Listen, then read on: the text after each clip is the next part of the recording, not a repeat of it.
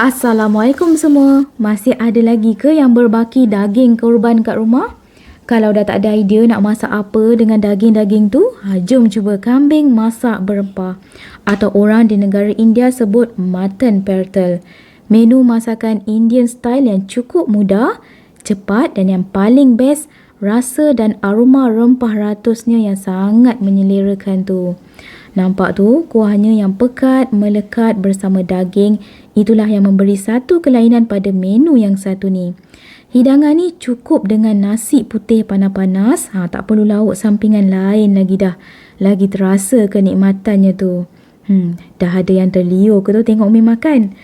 Jom ke dapur, kita tengok resipi serta tutorial cara buat kambing masak berempah, resipi special dari Umi ni. Langkah pertama, Umi gunakan frying pan yang kecil dari Red Chef ni. Masukkan 1 sudu besar biji ketumbar, 1 sudu besar jintan manis, 1 sudu besar jintan halus, 1 sudu besar biji lada hitam, 2 tangkai lada kering dan 1 helai daun bay kering. Sangai ataupun goreng sekejap tanpa minyak 6 bahan-bahan tersebut hinggalah berwarna keperangan dan naik aroma rempah ratusnya. Dah nampak berwarna lain tu kan? Warna gelap sedikit. Matikan api, tunggu suam-suam gitu. Baru masukkan ke dalam blender kering untuk kita kisar halus bahan-bahan ni. Kisar hingga menjadi macam serbuk gitu. Kemudian jom kita siapkan bahan-bahan tumisan. Di sini Umi ada 5 biji bawang putih, 1 inci halia. Kedua-dua bahan ni potong kasar je, kemudian blender hingga halus. 1 biji bawang besar, ni dia bawang India yang berwarna purple gelap. Lebih sedap manis bawang tu lagi terasa bila ditumis. Hiriskan bagi nipis-nipis gitu. Sebiji buah tomato, dadukan bagi rasa masam dari buah tomato asli. Kemudian 1 batang lada hijau, belah 2 je macam Umi buatkan tu. Bahan-bahan ni ikut juga, kalau sukatan kambing anda tu lebih, boleh tambahkan lagi. Kemudian di sini ada 1 batang serai, ketuk dahulu beberapa kali bagi keluar rasa dan bau serai tersebut. Sangat mudah kerja memasak bila gunakan cookware dari Red Chef ni. Tengok tu handle-nya removable. Tadi Umi sangai guna frying pan yang kecil tu, dan sekarang Umi nak masak kambing masak berempah ni dalam frying pan yang besar ni. Masukkan 2 sudu makan minyak sapi, biarkan cair seketika, barulah masukkan rempah 4 sekawan, 1 batang kayu manis, 2 buah pelaga, 2 bunga cengkeh dan 1 bunga lawang. Kemudian masukkan hirisan bawang merah. Tumis hinggalah bawang ni layu dan keperangan sedikit. Kuantiti bawang merah dan juga bahan-bahan tumisan yang lain ni bergantung juga pada kuantiti daging kambing yang kita gunakan. Macam Umi gunakan kurang dari 1 kilo, kira okey dah sukatan ni. Awal-awal ni Umi dah campakkan 1 helai daun pandan bagi naik aroma wanginya masa kita menumis. Kemudian campakkan 1 batang serai yang telah diketuk tu. Okey, bawang dah berwarna keperangan gitu, masukkan daun kari. Lebih kurang dalam 1 tangkai daun kari bagi naik aroma daun kari tu. Barulah masukkan bawang putih dan halia yang telah kita kisar halus tadi. Sambung tumis lagi bagi naik aroma wangi bahan-bahan tumisan ni. Kemudian terus masukkan rempah ratus yang telah kita sangai dan kisar halus. Naik dah bau aroma rempah ratusnya tu. Kemudian Umi ada tambahkan juga dengan setengah sudu besar rempah biryani. Tumiskan rempah ratus ni bagi naik bau dan pecah minyak. Waktu ni je dah naik bau aroma rempah ratus yang dimasukkan tu. Bagi rempah ratusnya pecah minyak sedikit, barulah masukkan buah tomato.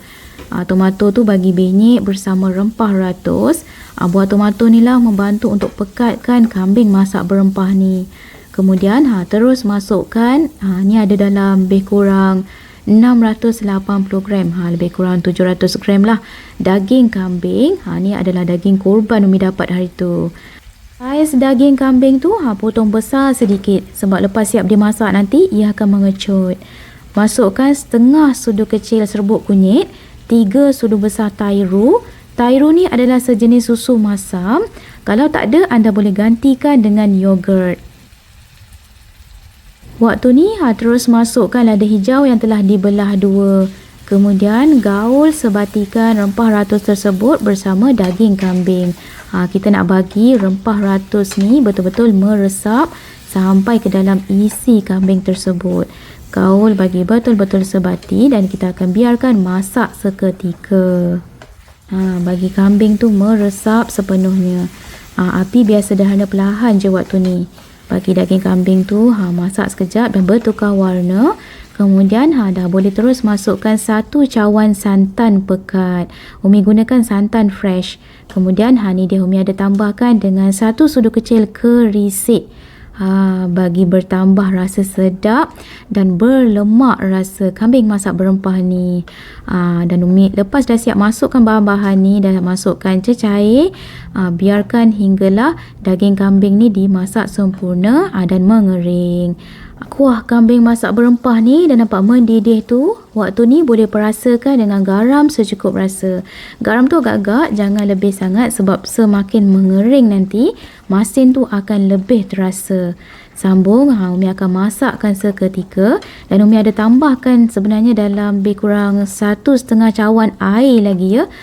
Lepas rempah ratus tu dah dimasak, lepas dah mendidih, Umi tambahkan lagi 1,5 cawan air sebab nak bagi daging kambing ni betul-betul empuk dan lembut. Kemudian kita akan masak sehinggalah nampak tu kuahnya mengering dan daging kambing tu empuk, masak sempurna dan tak liat. Dah siap. Kemudian tutup api. Taburkan dengan daun ketumbar yang telah kita hiris halus bagi naik aroma wangi dan rasa yang lebih sedap. Siap dah kambing masak berempah baik Umi.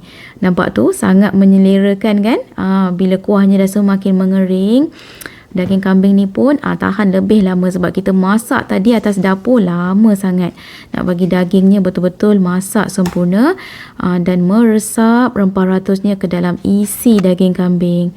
Sekian sahaja dalam tutorial kali ini. Jumpa anda di episod akan datang dengan pelbagai lagi resipi-resipi menarik. Hanya di channel Umi Atiyah Atif Kitchen. Jadi, jangan lupa subscribe, like, share dan tekan bell untuk dapatkan notification bila Umi up video terbaru nanti.